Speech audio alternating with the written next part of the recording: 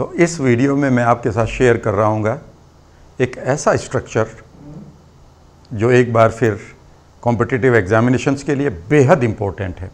अगर आप तैयारी कर रहे हैं एनडीए की, सीडीएस की, एमबीए की या फिर कोई और कॉम्पिटिटिव एग्जामिनेशन है जहाँ पर आपके लिए इंग्लिश का जानना ज़रूरी है, और मोस्ट ऑफ द एग्जामिनेशंस में इंग्लिश का पेपर तो आपके पास होता ही होता है।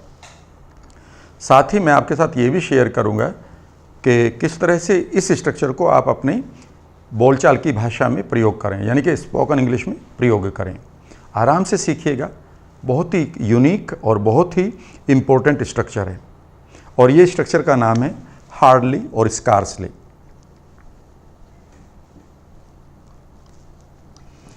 राइट। और अगर मैं हिंदी में बोलूं, मुश्किल से वो यहां आता है कि तुम उसकी बेइज्जती कर देते हो। तो यहां दो सेंटेंस हैं।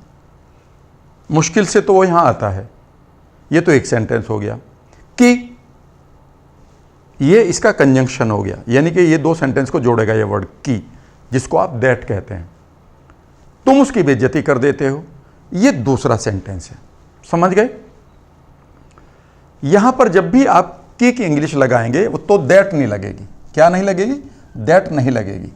और वो बेसिकली दैट ही देगा, या एग्जामिनर यहां दैट की जगह देन देगा। लेकिन यहां पर एक वर्ड यूज होगा एंड दैट इज व्हेन। बस इसको याद रखना, यानी कि स्कार्सली और हार्डली के साथ व्हेन का प्रयोग होगा। अब यहां पर भी एक कैच और है।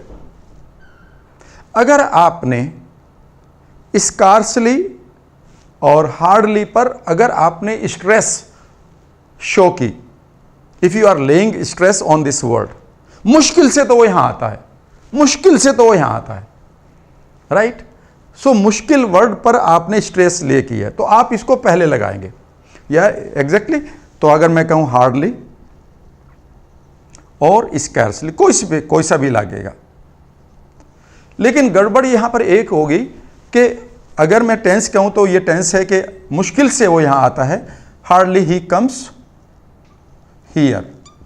और यहां पर दूसरा वो क्या करेगा, यहां पर दैट लगाएगा या देन लगाएगा। राइट। यू इंसल्ट हिम, तुम उसकी बेइज्जती कर देते हो। You insult him, is that right? तो यहां पर आपको दो गलतियां हो गई हैं। पहली गलती तो यह है कि यहां पर ना दैट आएगा ना देन आएगा, यहां पर क्या आएगा, यहां पर व्हेन आएगा।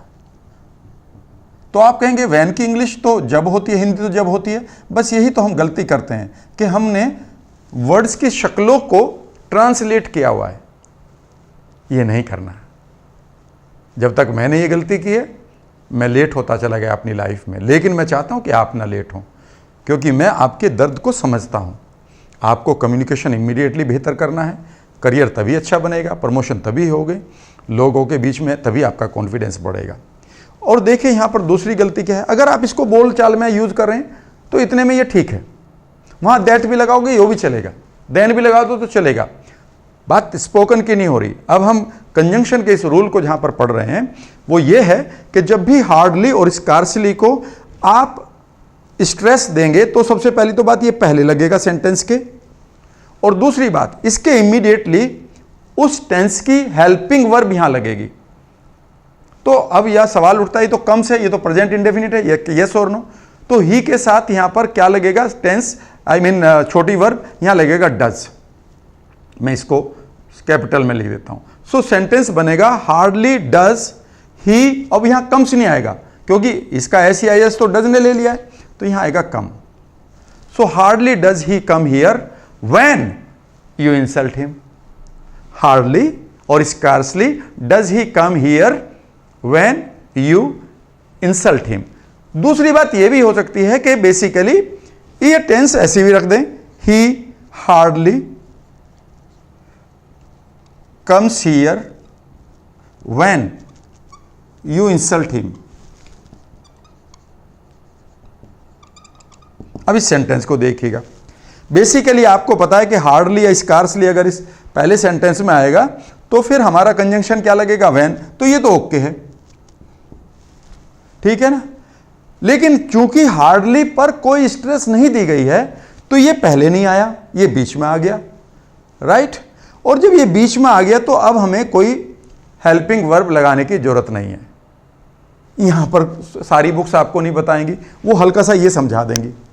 और ये डिफरेंट सेंटेंसेस में भी तो यूज़ हो सकते हैं। देखिए कैसे, ये तो मैंने प्रेजेंट इंडेफिनिट में लिया, मैं इसको पास्ट में ले लेता हूं। मुश्किल से वो यहां आया था कि तुमने उसकी बेइज्जती कर दी।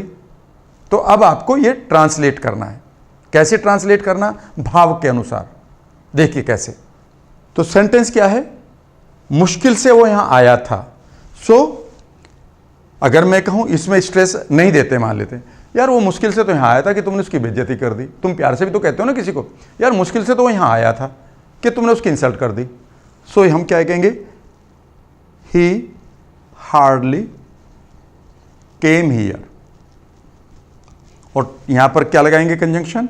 बिल्कुल ठीक बात है, व्हेन यू इंसल्टेड हिम, क्योंकि ये पास्ट है। Right, simple.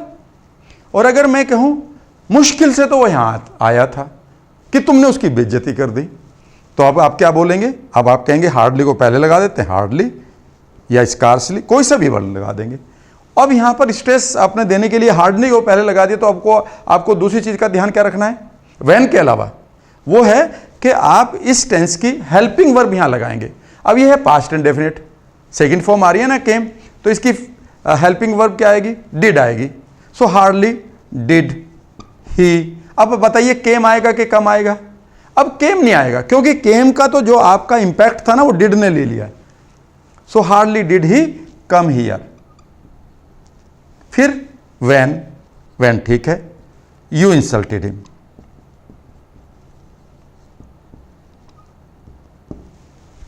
क्लियर है?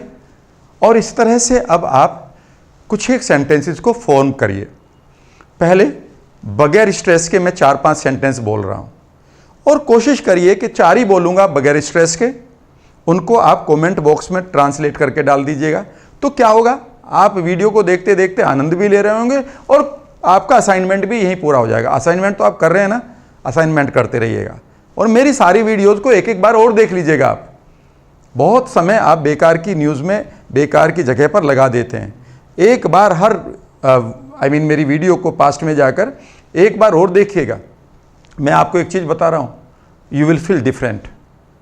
और दूसरी तीसरी बार देखेंगे तो वीडियो वही रहेगी, लेकिन आप हर बार बदल जाएंगे। मैंने एक बुक 100 टाइम्स पढ़ी हुई है, जिस किताब ने मेरी लाइफ को पूरा बदल दिया। लोग कहते हैं दूसरी बार क्यों पढ़ रहे हो, किताब तो वही है।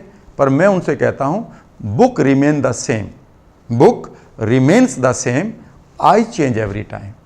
किताब वही रहती है, पर मैं हर बार बदल जाता हूं। अगर तुम अपने आप को बदलना चाहते हो तो एक लिस्ट बना लो कि मैं सारी वीडियोस को एक बार फिर देखूंगा, और 1 या 2 महीने के बाद फिर एक बार देख लूंगा। जैसे ही आप 3 या 4 बार मेरे कोर्स को रिवाइज करेंगे, ये एफर्टलेसली आपके जुबान पर चीज़ें आनी शुरू हो जाएंगी। अब आप देख रहे हैं ना कि मैं ग्रामर के रूल्स को स्पोकन में यूज कैसे करें, ये यहां तक सिखा रहा हूं। तो अब आप कुछ एक सेंटेंस को लीजिएगा। 3 सेंटेंस लेते हैं। मुश्किल से मोहन ने यह काम किया था कि तुमने उसे डांट दिया। अब इसमें स्ट्रेस नहीं देनी है, तो इस सेंटेंस को बनाओ। मुश्किल से तो मोहन ने यह काम किया था कि तुमने उसे डांट दिया।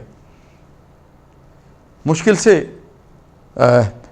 कल मेरा भाई यहां आया था कि तुमने उसको इंसल्ट कर दिया। मुश्किल से तो मोहन यहां आता है कि तुम उसको डांट देते हो। अभी 3 सेंटेंस में और बोल रहा हूं। मुश्किल से मैं वहां पहुंचा था कि ट्रेन छूट गई। कल मुश्किल से तो मैं स्टेशन पहुंचा था कि ट्रेन निकल गई। राइट? मुश्किल से तो सूरज निकलता है इन दिनों में। राइट? कि तुम लेट उठते हो। ऐसे ही तो बोलते हो। कोशिश करिएगा, एक बार स्ट्रेस के साथ, एक बार बगैर स्ट्रेस के साथ। कोशिश करिएगा कि इस तरह से आप 10-15 सेंटेंसेस को बोलने की कोशिश करें। जैसे आप हार्डली के और स्कार्सली के साथ व्हेन का प्रयोग करेंगे तो यहाँ से 2 फायदे होंगे। जब लोग बोल रहे होंगे आप समझ अच्छी तरह से रहे होंगे, और जब आप बोलेंगे तो लोग आपकी तरफ देखेंगे, because you are impressing them, आप उनको इम्प्रेस कर रहे हैं। आशा करता हूँ कि ये रूल आप अपने ग्रामर के लिए भी सीखेंगे और स्पोकन के लिए भी। आगे बढ़ते रहिएगा। अगर अभी तक चैनल सब्सक्राइब नहीं किया तो कर लीजिएगा।